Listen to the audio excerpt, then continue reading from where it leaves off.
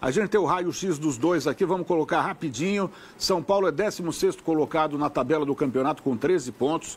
É o primeiro clube antes da zona do rebaixamento. Em 14 jogos são 2 vitórias, 7 empates, 5 derrotas. Marcou 12 e sofreu 18 gols. Nos últimos jogos, essa reguinha do lado esquerdo aí, ó. São 3 derrotas, um empate e apenas uma vitória. E aí o São Paulo não terá Lucas, não terá Luiz Gustavo, Rian Francisco e Caleri. Caleri também é um jogador que vai demorar para voltar. O Rian também. E o Rian também. E o Lucas parece que também. Já o Corinthians, 9º colocado com 19 pontos. Em 14 jogos são 5 vitórias, 4 empates, 5 derrotas. Marcou 15, sofreu 17 gols. A situação do Corinthians não é muito diferente da do São Paulo não, hein? 1 vitória, 2 empates e 2 derrotas. Maicon, Yuri Alberto e Mateuzinho estão fora da partida de amanhã. E aí, meus amigos, o que vocês esperam desse clássico que vai ser de arrepiar?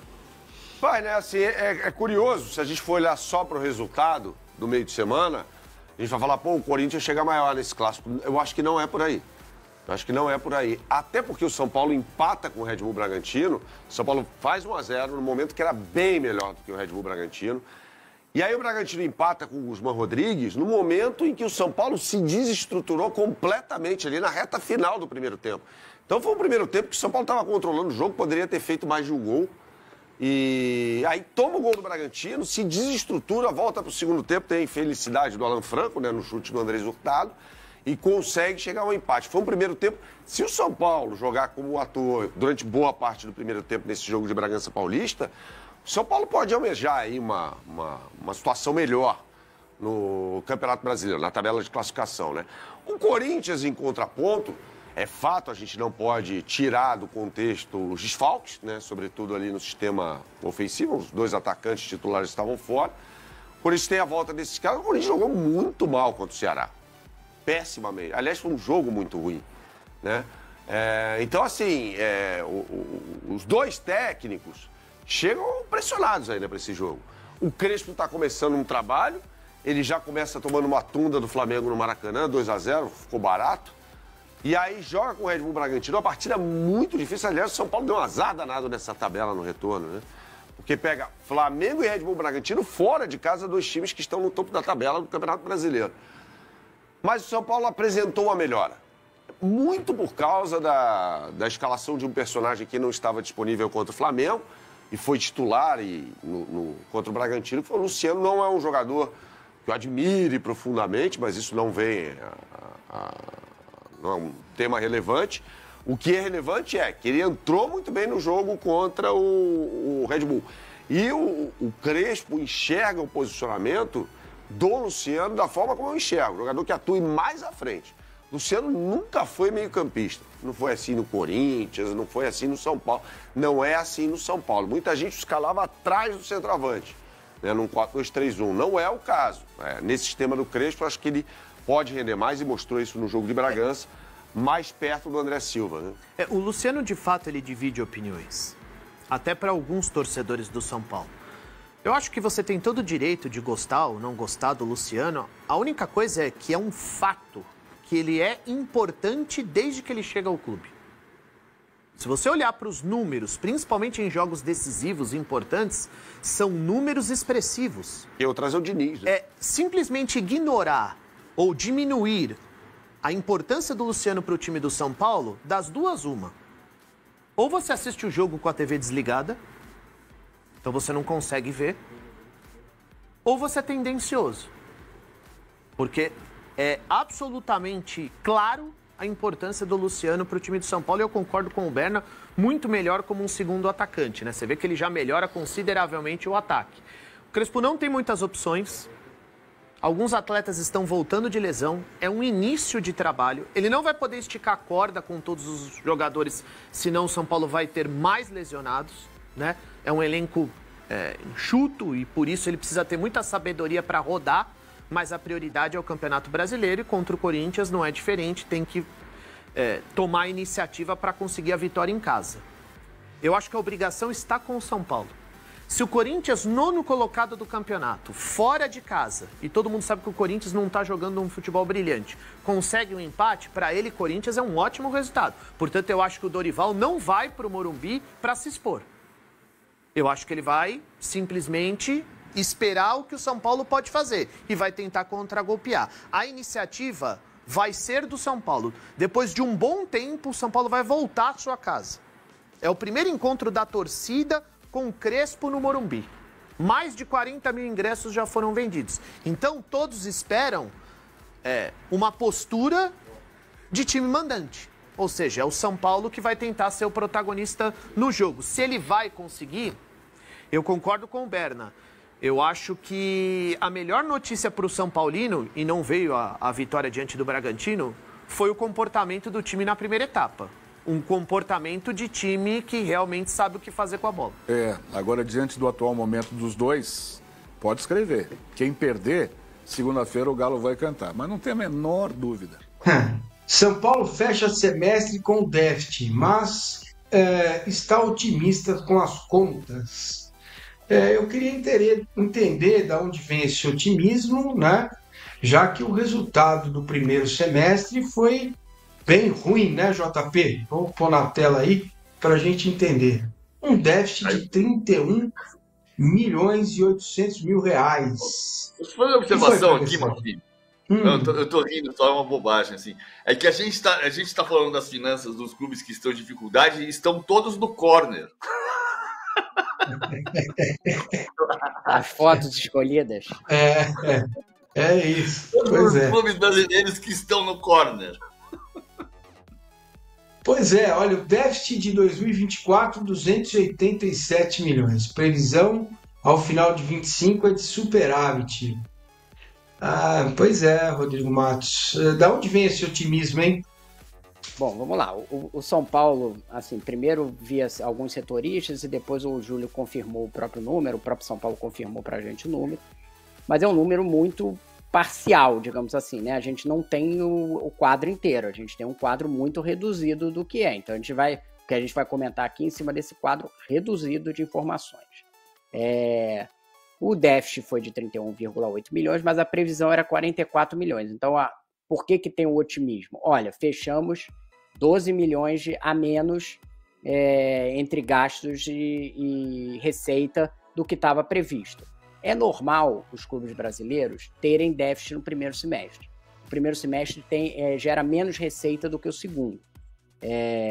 Tem o estadual dá menos dinheiro do que as outras competições, as premiações pesadas de Libertadores, Brasileiro, Copa do Brasil entram todas no segundo semestre. O dinheiro do brasileiro também começa a entrar a partir de uma parte do primeiro semestre, mas ele entra inteiro no segundo. Então, é normal que você tenha uma receita má. Muitas vezes você tem vendas da janela. Agora, tem um outro aspecto. O São Paulo vendeu já alguns jogadores nesse primeiro semestre, né? Teve algumas saídas de jogador. Então, a gente não... por que tem esse otimismo? Está operando abaixo do orçamento, no sentido de conseguiu fazer um resultado melhor do que estava previsto no orçamento. Então, no fim do ano, vai se conseguir um superávit. O São Paulo, a gente lembra, está com o cinto apertado, né? Por conta daquela operação lá com o FIDIC, porque ele conseguiu levantar dinheiro para pagamento das dívidas bancárias, não são todas, né? Como a gente já viu, sobraria algumas, mas por conta dessa operação ele tem uma restrição de gasto com futebol, e essa restrição se mostra, inclusive, na janela do São Paulo, que praticamente não contratou ninguém. O único que eu estou lembrando aqui é o Dineno, acho que deve ter algum outro, o PVC tem a memória melhor do que eu, talvez lembre de algum outro. Tem o centroavante, o Tapia, que chegou agora. Que foi do então. Mas são jogadores, assim, jogador barato e tal. Então, por isso tem esse otimismo com o São Paulo. Agora, a gente pode corroborar o otimismo do São Paulo? O número não está completo. Sem o número completo, a gente não pode ter essa certeza de que está caminhando bem, porque pode ter tido uma venda de jogador muito grande que justifique ter ficado mais perto aí desse... Tem alguma evolução? Alguma evolução tem, né? O clube estava com 287 milhões de déficit no ano passado, tendo fechado o primeiro semestre, que é o pior, com 31, certamente não vai repetir uma conta dessa. Mas para ter uma evolução no sentido que o São Paulo precisa, para em alguns anos estar um clube mais equilibrado, ele precisa estar operando no azul no fim do ano. Tá? Né? Ter pago, quitado uma parte das dívidas e não ter gerado novas ao não gerar um novo déficit. Isso a gente só vai saber no fim do ano. Por enquanto a gente tem um quadro muito parcial, mas que tem esse otimismo do clube de estar um pouco abaixo no resultado em relação abaixo positivamente, no sentido, como notícia positiva, né? Pois é, o PVC, agora, esse detalhe do Rodrigo é fundamental. 287 em 24 e 31 até aqui no primeiro semestre, indica um caminho, né? Indica um caminho. Acho que não dá para ficar feliz nem bater palminha, mas indica um caminho de que pelo menos o déficit vai diminuir, sendo pessimista, porque vender jogador não vendeu. Aliás, vendeu um recentemente bem barato. Bem barato, né, PVC? Achei bem barato a venda do Matheus Alves. Não vejo que, pelo menos, parece sob controle, né?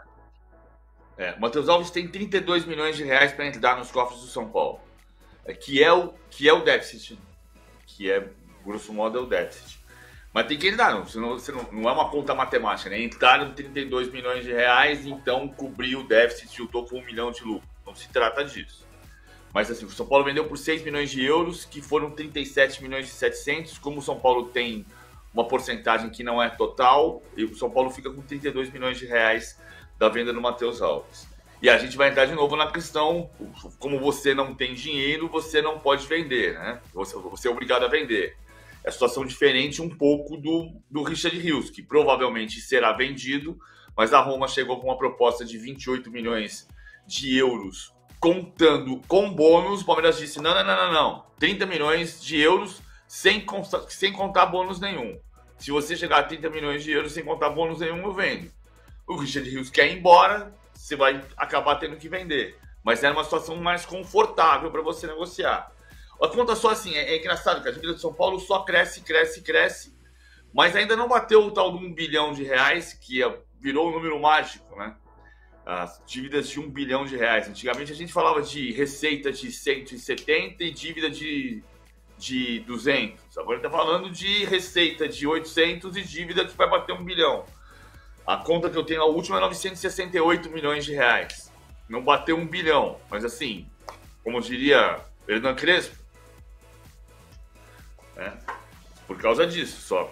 Estamos rezando. Mas não está só rezando. Ele fez a questão do FDIC, foi um aperto de cintos justamente para diminuir o vazamento de dinheiro. E aparentemente está dando esse resultado. Agora precisa transformar em receita. Você não pode ser rebaixado para diminuir a receita. Essa que sempre é a questão que ninguém quer tomar o remédio amargo, que é amargo, né?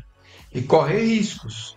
O São Paulo está efetivamente correndo algum risco. Esportivamente não acho que seja assim tão grande, mas está correndo algum risco sim, porque o Campeonato Brasileiro é muito difícil. O São Paulo tem 3 competições e se ele achar que com esse time e elenco vai encarar as 3 competições, aí sim ele pode se complicar um pouquinho mais, né? Bom, Rodrigo, você daria o sinal positivo para a gestão neste momento? Com otimismo também? Momento, ainda não. Os dados são muito parciais, né? Mas também não estou dando nenhum negativo, não. Eu acho que a gente ainda não tem um quadro completo para ter noção do que está acontecendo. Eu só acho que, assim, se a gente comparar, por exemplo, com a situação do Corinthians, você pelo menos vê um direcionamento da coisa de redução de despesas e você não vê esse cenário, aquele cenário de caos de tô com um monte de boleto aqui e não tenho dinheiro para pagar. E que eu acho que o São Paulo ia caminhar para isso se ele não tivesse segurado a onda, né? Se tivesse seguido naquela toada que estava no ano passado, eu ia caminhar para isso. E isso não parece estar acontecendo. Mas a gente precisa chegar no final do ano, quanto que vai bater a dívida bancária do São Paulo? Valeu a pena o FDIC? Tipo, reduziu de 260, 270 para... acabou o ano com menos de 100 milhões de dívida bancária. Pô, se acontecer isso, é uma ótima notícia. É melhor do que contratar um centroavante bom, digamos assim, né? Se chegar ali tiver um valor muito menor de dívida. O Paulo só precisa vencer muito, né? E tava comentando aqui, né? Jogo complicadíssimo. E aí, Pri, só pra gente começar a falar um pouco disso, né? 2 meses sem vitória. São Paulo, 4 jogos com derrotas seguidas, depois um empate contra o Bragantino. Teve evolução para você? São Paulo foi melhor nesse jogo aí de quarta-feira? Dá pra gente esperar um futuro melhor aí pro jogo de amanhã? Senna, eu particularmente gostei do jogo de quarta-feira. Para mim, ele foi ainda que pequena, porque a situação ainda está meio azeda, tem que ganhar, tem que conseguir pontuação para sair dessa zona de desconforto, mas para mim foi uma pequena luz no fim do túnel, né? Porque o São Paulo ele se comportou de uma maneira que me agrada mais nessa partida. Beleza, mas aí o São Paulo, no final do primeiro tempo, levou uma enxurrada do Bragantino, um monte de finalização e tal. Mas, assim, esse tipo de situação, ele faz parte das circunstâncias de uma partida, né? Eu até estava conversando com o assessor do Bragantino depois do jogo lá na Zona Mista, e a gente estava falando sobre o jogo, eu estava brincando com ele, que ficou bom assim e tal. E aí a gente começou a falar sobre como uma mesma partida de futebol, isso é muito curioso, né, nesse esporte, ela te ela tem vários capítulos diferentes na mesma partida. Então o São Paulo tem ali uns 20, 25 minutos de jogo, e fora de casa, geralmente ao contrário, né, onde o São Paulo, para mim, dominou o Bragantino. O Bragantino não conseguia jogar, entrou jogando super devagar, e o São Paulo teve várias chances, aproveitou as que teve, duas das que teve, né, mas uma só nesse período de pressão.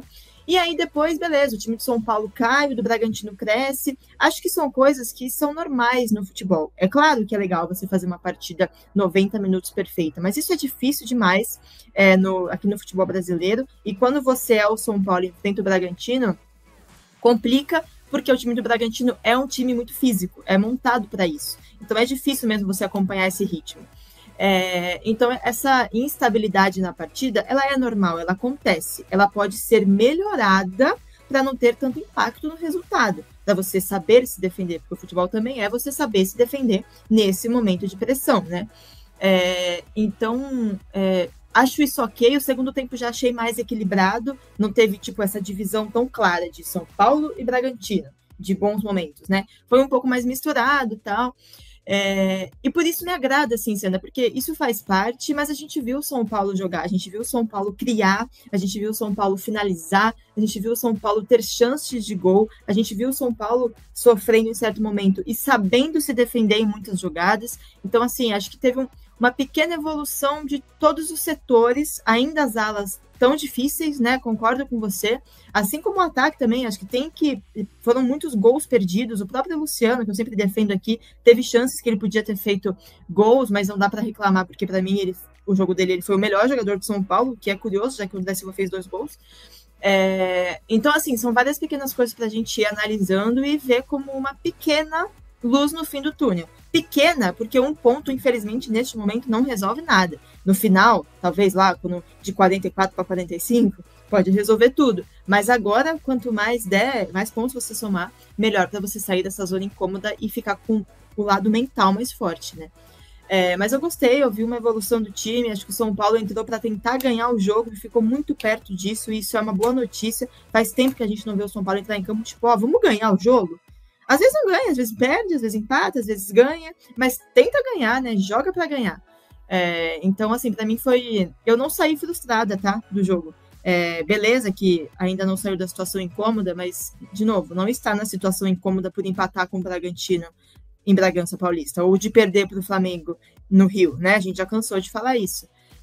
Mas eu não saí frustrada. Eu achei que o São Paulo, o máximo que conseguiria era empatar, e em muitos momentos da partida o São Paulo teve muita chance de ganhar. Então isso para mim é bom. Acho que é um trabalho de formiguinha que dá para melhorar. Ah, sim, sem dúvida. Dá para evoluir, vai ter uma evolução, né? O Crespo acabou de chegar também. Não dá nem para a gente, como algumas pessoas acabaram fazendo sábado, né? Já querendo, sei lá, rotular ou taxar o time do São Paulo, o trabalho do Crespo, já até por ranço, por outras coisas. E aí, Kaique, a gente tem esse jogo aí de amanhã, que, assim, carrega um outro peso, porque clássico tem essa questão. ele sempre vale o dobro. Se o São Paulo, Deus livre, deixa eu bater na madeira aqui como eu fiz no pré-jogo. Se o São Paulo perde, o peso é o dobro. Parece que a gente perdeu mais 2 jogos. Não é só o clássico que perde. Mas também, se ganhar, a gente não só empurra para o outro lado a crise, mas como a gente ganha uma moral. E o próximo jogo, assim, teoricamente, na teoria, né? É um pouco de alívio dessa sequência difícil que o São Paulo tem. Porque o São Paulo pega aí Flamengo, Bragantino, clássico contra o Corinthians, aí tem uma tendência a respirar com o Juventude, embora seja fora. Depois já vem pancada de novo, Fluminense, Copa do Brasil com o Atlético e tal. Então, esse jogo, ele tem aí um peso muito, muito grande, de além de ser um clássico, sendo um momento muito decisivo aí para esse começo de trabalho do Crespo também, né, Kaique? Eu costumo dizer que o clássico, ele gera, inclusive, não é o caso do Crespo, tá? O Crespo acabou de chegar, pelo amor de Deus, mas o clássico, ele gera sobrevida para trabalho de vários treinadores, né? Eu acho que, inclusive... Ou ele acaba com o trabalho também, né? Exato. Mas a vitória no clássico, ela gera sobrevida, né? Para alguns trabalhos. Eu acho que o Zubeldia, no comando do São Paulo, ele teve algumas sobrevidas, né? Até chegar ao fim do ciclo.